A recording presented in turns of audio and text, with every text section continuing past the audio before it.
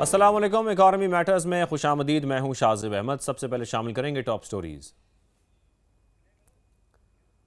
Petrol 6 रुपये 51 पैसे और हाई स्पीड डीजल 19 रुपये 39 पैसे फी लीटर महंगा। पेट्रोल की नई कीमत 399 रुपये 86 पैसे मुकर्रर। डीजल 399 रुपये 58 पैसे फी लीटर हो गया। डीजल पर फी लीटर 28 रुपये 69 पैसे लेवी आयद। पेट्रोल पर लेवी की शरह में 3 रुपये 88 पैसे फी लीटर कमी। मुल्क में महंगाई की शरह 21 माह बाद डबल डिजिट में पहुंच गई। अप्रैल में इन्फ्लेशन रेट 10.9% पर पहुंच गया। एक माह के दौरान शरह में 2.5% इजाफा हुआ। हुकूमत ने महंगाई 8 से 9% रहने का तखमीना लगाया था। स्टेट बैंक के ज़र मुबादला ज़खायर में एक हफ्ते के दौरान 73 करोड़ डॉलर का इजाफा। मजमूई ज़खायर 21 अरब 27 करोड़ डॉलर हो गए। माहिरीन के मुताबिक यूरो बॉन्ड्स की फरोख से हासिल रकम मिलने से ज़र मुबादला ज़खायर बढ़े। और एफबीआर फिर टैक्स वसूली का हदफ पूरा करने में नाकाम। अप्रैल में भी टारगेट से 73 अरब रुपए कम वसूल। 10 माह के दौरान शॉर्टफॉल बढ़कर 683 अरब रुपए पर पहुंच गया है। आज के प्रोग्राम में बात होगी ट्रांसमिशन लाइन्स की कमी से बिजली के ज़िया की। मुल्क में बिजली की सरप्लस गुंजाइश, फरामी मुश्किल, वसीदा निज़ाम और नई ट्रांसमिशन लाइन्स की तामीर में ताखीर से मसाइल बढ़ते जा रहे हैं। अगर हम बात करें साउथ में पैदा होने वाली सस्ती बिजली की, तो थर कॉरिडोर में बनने वाली बिजली की औसतन लागत 11 रुपये है। लेकिन ऐसे में जब पंजाब खैबर पख्तूनख्वा में कम पैदावार से लोड शेडिंग का सामना भी हम साथ साथ देख रहे हैं। 5-5 घंटे तक अंधेरे छाए रहे। लेकिन तो साउथ में हम ये भी देख रहे हैं कि पैदा होने वाली सस्ती बिजली नॉर्थ रीजन को मुकम्मल तौर पर फराहम नहीं की जा रही। सिर्फ 500 मेगावाट तक बिजली फराहम की जा रही है। दूसरी जानिब वजीर तवानाई अवैस लगारी ने मुल्क से लोड शेडिंग के खात्मे की खुशखबरी अब सुना दी है। कहा कि LNG के मुल्क में पहुंचने के बाद बंद पावर प्लांट्स अब चल पड़े, जिसके बाद लोड शेडिंग को खत्म कर दिया गया है। हुकाम के मुताबिक अब सिर्फ उन इलाकों में लोड शेडिंग की जा रही है जहां पर लाइन लॉसेस की शरह ज्यादा है। आज हमारे साथ मौजूद होंगे पावर डिवीजन के एनर्जी एडवाइजर सैयद फरजंद अली साहब और एनर्जी एक्सपर्ट डॉक्टर बशारत हसन साहब। लेकिन उससे पहले आपको दिखाते हैं जहीर अली खान की खुसूसी रिपोर्ट। पाकिस्तान में बिजली की पैदावारी सलाहियत 40,000 मेगावाट से जायद, जबकि ट्रांसमिशन सिस्टम महज 26,000 मेगावाट बिजली की तरसील ही कर सकता है। मुल्क को कमोबेश 30,000 किलोमीटर तरसीली निजाम दरकार, जबकि दस्तियाब है सिर्फ 20,000 किलोमीटर। मौजूदा ट्रांसमिशन सिस्टम भी बोसीदा होने के बायस कई ट्रांसफार्मर्स और ग्रिड स्टेशन ओवरलोडेड, जो अक्सर लोड शेडिंग और कभी कभार तवील ब्रेक डाउन का सबब बन जाते हैं। जबकि 15% से जायद लाइन लॉसेज की वसूली भी सार्फिन से की जाती है। पैदावारी सलाहियत बेकार पड़े रहने पर 70% कैपेसिटी पेमेंट का बोझ सार्फिन पर पड़ता है। पाकिस्तान के जनूब में थर कॉरिडोर में सस्ती तरीन बिजली मौजूद है। थर की मजमुई पैदावारी सलाहियत 3,000 मेगावाट और रेट तकरीबन 11 रुपए से 14 रुपए फी यूनिट है। लेकिन ट्रांसमिशन सिस्टम न होने की वजह से इसे नेशनल ग्रिड में शामिल ही नहीं किया जा सकता। मटियारी लाहौर ट्रांसमिशन लाइन पर बिजली की दरकार तरसील है 4,000 मेगावाट, जबकि ट्रांसमिट हो रही है सिर्फ 2500 मेगावाट। मुल्क में हाई वोल्टेज ट्रांसमिशन लाइन में सुक्की कनारी, दासू इस्लामाबाद और थर मटियारी जैसे तवील मुद्दती मंसूबे जेर तामीर है। जनूब में मौजूद मकामी गैस और कोयले के पावर प्लांट्स का पैदावारी टैरिफ 4.5 रुपए से 14 रुपए फी यूनिट में पड़ता है,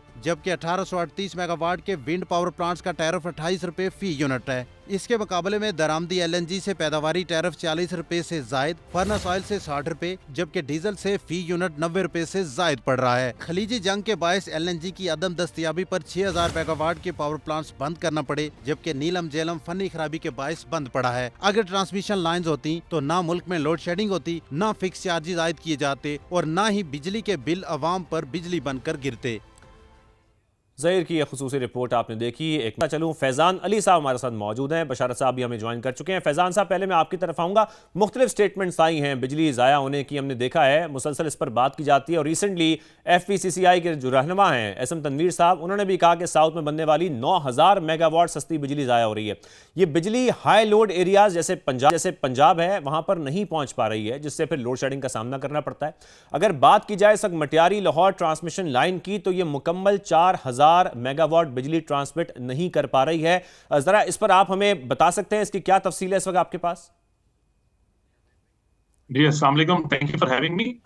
देखिए, ये कह देना कि जो भी पावर बिजली साउथ में बन रही है वो बिल्कुल भी ट्रांसमिट नहीं हो पा रही, ऐसा बिल्कुल गलत है।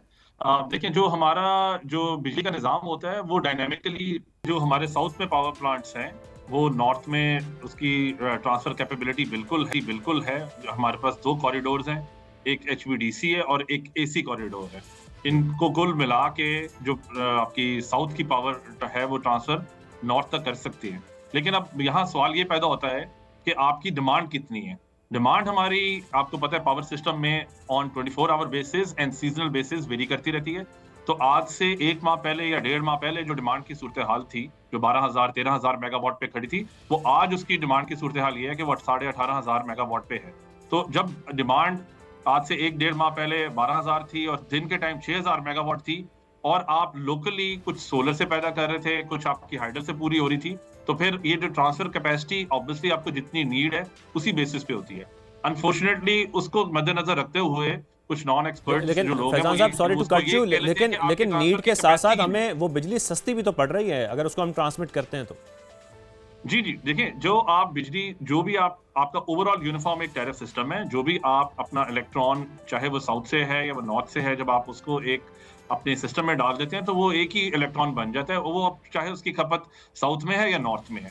मैं आपको ये भी बताते चलूं कि जो साउथ की हमारी खपत है 2000 मेगावाट, तो वैसे ही हमने के इलेक्ट्रिक को भी हम उन्हीं सस्ते पावर प्लांट से डायरेक्टली सप्लाई कर रहे हैं। और अगर उसमें से कुछ एनर्जी आपकी नॉर्थ वाली साइड पे जाती है तो वो नॉर्थ वाली साइड पे भी ट्रैवल कर सकती है। इस वक्त मैं आपको बताते चलूं कि जो हमारा HVDC और जो हमारा AC का कॉरिडोर है, वो इजीली 4-4,500 मेगावाट ट्रांसफर उसकी कैपेबिलिटी है, बल्कि वो कर भी रहे। तो ये डिमांड के साथ साथ है, जैसे आपकी डिमांड इंक्रीज करती है उसी तरीके से ये HVDC कॉरिडोर्स आपके या AC कॉरिडोर जो है वो आपका इस्तेमाल। ठीक है बशार साहब, मैं आपकी तरफ आता हूँ। बशार साहब, पाकिस्तान में बिजली की जो इंस्टॉल्ड कैपेसिटी है वो इस वक्त कितनी है, ताकि फिर हम इस चीज़ को समझ भी सकें, क्योंकि ट्रांसमिशन सिस्टम इस वक्त जो बिजली ट्रांसमिट कर रहा है उसको हम समझेंगे, फिर हम इस मसले को भी समझ सकते हैं, क्योंकि मसला इस वक्त हम देख रहे हैं कि संगीन होता जा रहा है। हमने पावर प्लांट्स तो बनानी है, लेकिन जो ट्रांसमिशन लाइन्स हैं उसको हमने नज़रअंदाज किया है पिछले कुछ अरसे में।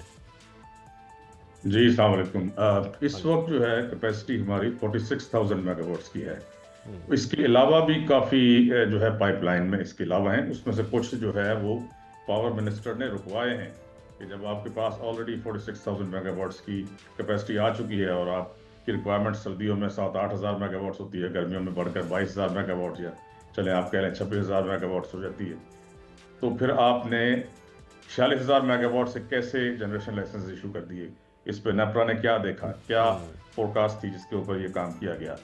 बाकी आपके जो इदारे हैं, जैसे प्लानिंग कमीशन है, उसका एक एनर्जी विंग है, तो मेंबर एनर्जी एक MP1 का ऑफिसर होता है, उसने क्या देखा, क्या फोरकास्ट किया, किस तरीके से इतने पावर प्लांट्स लगा दिए कि आपकी रिक्वायरमेंट मुल्क में इतनी कम थी। उस कम रिक्वायरमेंट और ज़्यादा कैपेसिटी की वजह से आपको कैपेसिटी पेमेंट्स देनी पड़ रही, अरबों रुपए की कैपेसिटी पेमेंट्स देनी पड़ रही, जिसकी वजह से आपका टैरिफ इतना बढ़ गया है। आपका टैरिफ इस रीजन में 4 गुना जो है ज़्यादा है बाकी मुल्कों से, इंडिया, बांग्लादेश, नेपाल, श्रीलंका, इनके मुकाबले में, जिसकी वजह से आपकी इंडस्ट्री नहीं चल सकती, आपकी इंडस्ट्री फेल हो रही है, आपके यहाँ लाखों लोग बेरोजगार हो रहे हैं, आपके अवाम इसको अफोर्ड नहीं कर सकते। कमर्शियल सेक्टर अलग जो है वो इफेक्ट हो रहा है, कमर्शियल, इंडस्ट्रियल, डोमेस्टिक, तीनों सेक्टर्स को बुरी तरह नुकसान पहुंचाया गया इतना हाई टैरिफ करके। उसके बाद जो ये पॉलिसी है जिसके ऊपर ये imported fossil fuel based power plants लगा दिए गए हैं, इसमें इंपोर्टेड फर्नेस ऑयल है, इंपोर्टेड कोल है, इंपोर्टेड LNG है, इसकी वजह से आपका टैरिफ जो है वो आसमान पर पहुंच गया है। और फिर ये कि अब जब आपके पास फॉरेन एक्सचेंज का फुकदान होता है, आप जैसे जंग हो रही है, आपके पास ये इंपोर्टेड फ्यूल नहीं पहुंच रहा, LNG जो है, कतर ने फोर्स मेजोर का अपना जो क्लॉज है उसको कॉन्ट्रैक्ट की, उसको एक्टिवेट करते हुए रोकी हुई है सप्लाई, अब आपने कहीं और से बंदोबस्त आपको करना पड़ा है। और दूसरा ये कि आपने पावर प्लांट लगा दिए इंपोर्टेड कोल के पंजाब में, जबकि वो कोल आता है कराची से, कराची से ट्रकों पे, अंदाजा करेंगे डीजल ट्रक्स पे इस कदर गलत पॉलिसी है, जिसने भी इसको अप्रूव किया, डीजल ट्रक्स पे इंपोर्टेड कोयला आता है पंजाब और वहां पर वो बिजली बनती है। तो अगर ये जो है पता नहीं किसकी जो है इसमें ये फरासत काम आई है, लेकिन ये है कि बहुत ही गलत प्लानिंग, बहुत ही गलत उसकी इम्प्लीमेंटेशन, जिसकी वजह से आज सूरत हाल इतनी गंभीर है कि मुल्क में जो है बिल्कुल। इस पर हमें कमेंट फैजान साहब से ले लेते हैं। फैजान साहब, जैसे कि बशार साहब बात कर रहे हैं, बड़ी इंपॉर्टेंट है कि कोयला पंजाब लाया जाता है, फिर बिजली पैदा की जाती है, ज़ाहिर है फिर तो वो महंगी पड़ेगी, एक बात तो ये हो गई। और सेकेंडली, जब हम ये देख रहे हैं कि पाकिस्तान में पावर प्रोजेक्ट्स तो तेज़ी से मुकम्मल हुए हैं, लेकिन ज़ाहिर है उस रफ्तार से ट्रांसमिशन लाइन्स हमारी मुकम्मल नहीं की जा सकी हैं, और इसी वजह से जो इंस्टॉल्ड कैपेसिटी है हम उसका मुकम्मल फ़ायदा नहीं उठा रहे हैं, और फिर नतीजतन क्या होता है कि आवाम को महंगी बिजली खरीदनी पड़ती है। फैजान साहब जी, पहले तो मैं क्लैरिफाई कर दूं बशार साहब की बात कि हमारी वैसे तो इंस्टॉल कैपेसिटी 43,000 के आसपास है, 43,000 मेगावाट के आसपास। बट ये सिर्फ नेम प्लेट कैपेसिटी है। एक्चुअल तो हमें ये देखना है कि आपके पास अवेलेबल जनरेशन और डिस्पैचेबल जनरेशन उस वक्त कितनी होती है, और ये हर वक्त इतनी नहीं रहती। किसी भी पीक टाइम पे हमारे पास ये 33,000 मेगावाट के आसपास रहती है। अब उसमें ये वजह है कि अब सोलर सारा दिन नहीं रहता, शाम के टाइम वो होता नहीं है। फिर इसी तरीके से efficiency of the power plants वो डिफरेंट होती हैं। इसी तरीके से हाइडल अवेलेबिलिटी आपके पास नहीं है, कैपेसिटी फैक्टर्स इनके डिफरेंट है। तो आप ये कह देना कि जी हमारे पास 46,000 मेगावाट है अवेलेबल और हमारी डिमांड तो 18,000 मेगावाट है, तो हमारा इतने ज्यादा, ऐसा बिल्कुल नहीं होता। लेकिन फैजान साहब गलत पॉलिसीज हैं, जैसे कि कोल का भी वो जिक्र कर रहे हैं। मैं आपको यही बताने लगा हूं कि देखिए, तो कैपेसिटी पेमेंट सब किस चीज की दे रहे हैं? कैपेसिटी पेमेंट्स किस चीज की दे रहे हैं अगर ऐसा नहीं है? मैं आपको जी मुझे आप जरा एक्सप्लेन करने दें। जी आप मैं आपको यही बता रहा हूँ कि आपने किसी भी मुल्क की एफिशिएंट मिक्स ये होता है कि आपने उसमें डिफरेंट आपके जो सोर्सेज हैं उससे आपने इंस्टॉलेशंस करके और आपने अपना एक अच्छा हेल्दी मिक्स रखना होता है। उसमें सबसे बेस्ट ये होता है कि आप इंडिजनाइजेशन, अपने जो फ्यूल्स, इंडिजिनस फ्यूल्स जो हैं, आप उसको मद्देनजर रखते हुए उसको बनाएं। उसमें सोलर आ जाता है, उसमें विंड आ जाती है, हाइडल आ जाता है, थर कोल से जो आपका लोकल कोल है वो आ जाता है।